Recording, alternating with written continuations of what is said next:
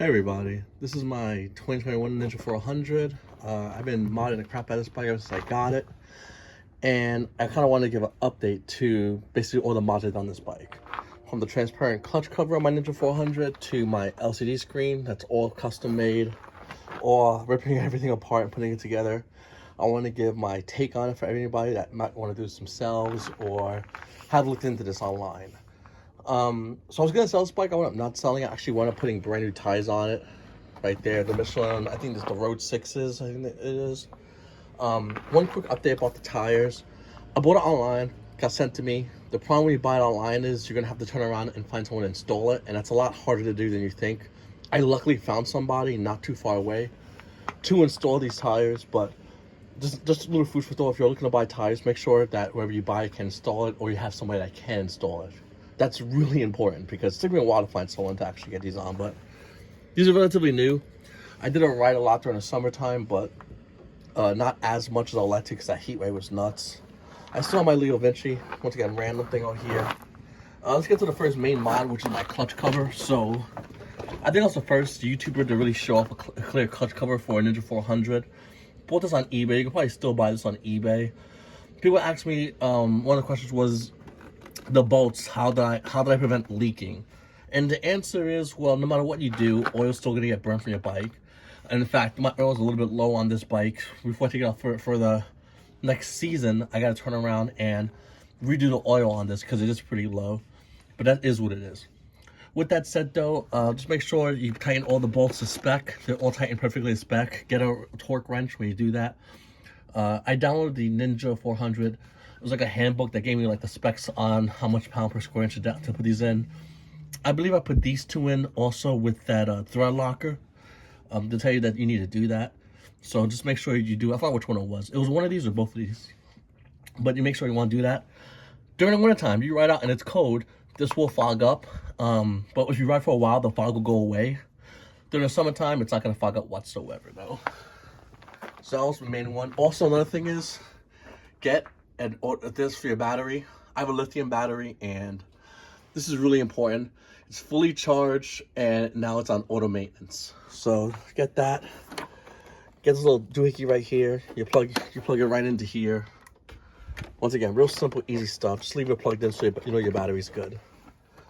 The next major thing I did was obviously my Ninja 400 display. So the display works perfectly, except it has a couple of hiccups. So first hiccup is the time. The time's gonna reset every time I shut this bike off. And my theory is, and this is all in theory, because this is where you go into theory. It is basically, the reason why it's doing that is because it's not getting enough power to maintain it.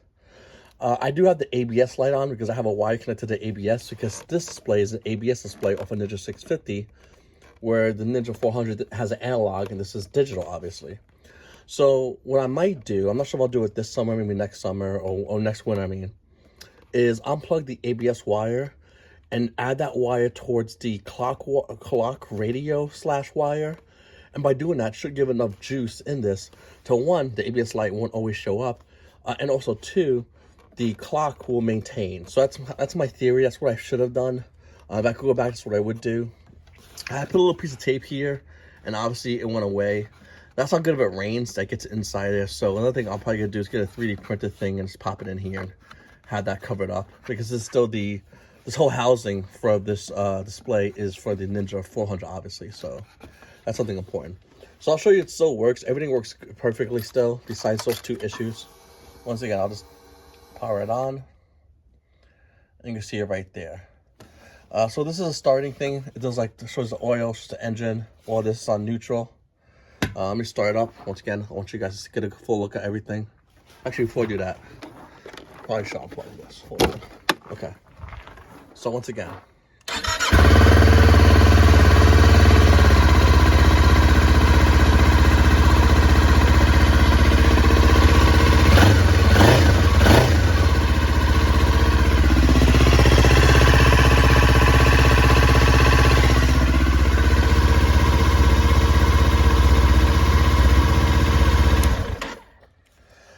And I'll tell you right now, this does connect via Bluetooth, but since every time I shut it off, it resets the, I guess, the internal clock on it. every time you connect it via Bluetooth, it'll forget it. So that's one thing that happens to this. Other than that, everything works perfectly. My miles is off by about 10,000. Once again, every one of these displays you get will have a different set of miles. That's one thing that if I could go back and change, I would. I'll get one more near my actual mileage, which is probably around 9,705. That's one thing I would probably change on it, but unfortunately, that's what it is because the display says is what it is. And there's no really way to go fix that unless you're from Kawasaki, which I doubt they'll actually help me out with this. So that's why we have it there. Once again, it might show the oil light because my oil is kind of low. Next time I'm gonna change my oil and it should be good to go. But that's only the starting light when you first get the bike ready, going. The gears work perfectly. The odometer works. The fuel gauge works. Like I said, my clock resets. The miles per hour works perfectly. The oil temp actually works perfectly. The miles per gallon works. Like all this stuff works, and it does connect to my phone. It works really, really well. It's just, now this is not an easy project to do. I did this during the winter time, and you basically have to take the whole frontal. I have videos on showing how to do that. Someone also asked me if I could show my wire diagram exam. Diagram. The problem with that is I have it around here somewhere, but my garage is a mess, number one. Number two, if you go back to my video, it should be there. Number three, the best way to get a good diagram, you want to get a Ninja 400 diagram from the year model of your bike, ideally. So Ninja 400 wire diagram, especially the wire harness from the front, obviously. And then you want to get a wire diagram for the display you have. So this is a Ninja 650 display. So I got a wire diagram for a Ninja 650. And then you want to cross-reference where those wires are coming from. So, for example, the Ninja 650 will have a wire that will go, let's say, to starting the bike or whatever. Or let's say it'll go to neutral or whatever. And then on the 400, it'll have the same thing. You just want to make sure those wires connect because you have to reconnect and re-put those wires together. Now, the way I did it was really simple. I don't have it in front of me. But I took the wires, I wrapped them together, and then I kind of did a heat gun glue thing, and it worked perfect. It holds it in really well. It's good against heat. It's good against the real cold. So that's why I did that rather than solder. Because solder breaks, I gotta take all this apart. It's really annoying. Those things, I mean, you do it right, you only need to do it once, and it stays like metal. So it worked out really well for me. Once again, if you go back to my other videos, you can see me doing that and seeing how I did it. And like I said, it worked out really, really well. I knew that it'll get really hot out, it'll get really cold out, and I need something to be good with that. So that's how I did the wiring for this. Other than that, it works great. And I wish Kawasaki, when they made the Ninja 400, gave us these rather than analog. Some people like analog. I don't like the analog. I like digital. I think digital is infinitely better. It looks infinitely better. And another thing is, I also, in order to get this installed, I had to buy a Ninja 650 wire harness. Now, luckily, the guy that sold me this also had a wire harness, so I bought both off him. If you was to buy a Ninja 650, just make sure you buy a Ninja 650 wire harness. Because that wire harness obviously is going to connect perfectly into here, and you need to cut that end off, and then do it in reverse fashion for the Ninja 400, and then connect those wires, and that's how you get this to go in here perfectly. Hopefully that makes sense to you guys. I know it sounds a little bit confusing. I'm an amateur at this, I'll be honest with you. I had to take power in order to power this. I had this thing set up over here, the little power thing over here. As you can tell, it's not even working. I had to take the wires from here just to add more power, because obviously digital takes more power than analog, and that's the reason why I have the clock resetting. Let me see if I can show you a good example of that. So I'll take the key out, key back in, and let's see, we can see the clock resetting here. Yep. So that's an example of the none of power is going to the clock. Once again, if I take power from the ABS, add it, hopefully that'll be enough juice. I don't know for sure. I might during the summer, next summer. The buttons also work as well. You can see over here, AV range, total time, battery and voltage, which I really like actually. I like miles per gallon. I just leave it on miles per gallon because when I'm riding, it actually helps a lot. Just something I just like doing as a rider. This one works as well. Trip A, B. I think that's how many miles I rode on since I actually made the switch over. I'm not mistaken. I should probably just leave it there, but this is my ODO, my odometer. Other than that, yeah, let me know if you have any questions. Comment down below. I'll also send this video to everybody on Reddit and everybody on Facebook in case anybody has any questions. I'll try to answer your questions on this video. I'm not going to answer under the post of everything. I'm not going to re-log into all that. On this video, I'll answer any and all of your questions. I'll try to answer your questions, so if you have any, let me know. Once again, I like this. My next modification I might do besides that little repair and the repair here and the rewire, my next modification, I might just get this bike wrapped. I was thinking about it, if I'm going to keep this bike. If not, I might just sell it and get another bike and start putzing around with that. Ironically, it's been about a year, and hold on, I still have, this is so weird, I still have my old clutch springs. I got barter clutch springs. I still have my old everything. Look at that, it's still right here. I don't know why I kept this, but it's still right there, including, hey, my old clutch cover right there.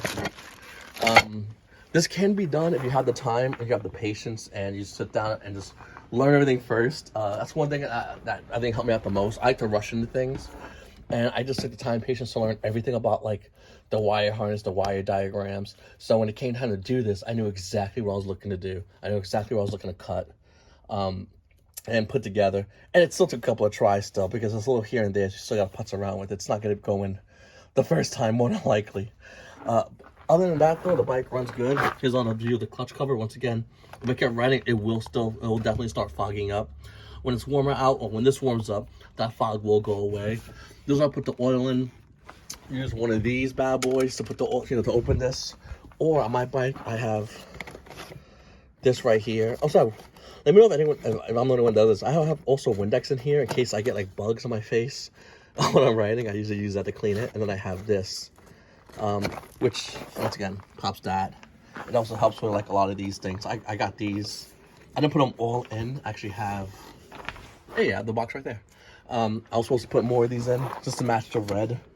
I saw my OG ones. Like I said, I might get this wrapped. I'm not sure, or maybe I'll sell it. I'm like 50-50. This is definitely one of a kind bike. I don't know anyone else that has it like this. If you do have a green Ninja 400, because that's like the standard color, this does come in other colors on eBay. You're looking for a clear clutch cover Ninja 400. You want to put your year in. Also, there's a little something cute. A couple of bucks. Swapped it in there. It's metal. The other one I think was like plastic, so that's cool. That's what you want when you get this. When you do get this, one of the problems you're gonna have is the brake line. It's gonna be a pain in the ass. I had to go somewhere to brake line because I didn't know how to do it that well. And then of course you gotta make sure everything's in the torque spec, which you can find by downloading a diagram of the Ninja 400. You should be able to find it. Torque spec. I had to look a lot. It took me a long while to look and find all the torque spec for these bolts. I took this apart at one point as well. Don't do that. Do not take these off. They'll just pop the glass out. Really stupid. This is still in here. You need to take the whole thing off.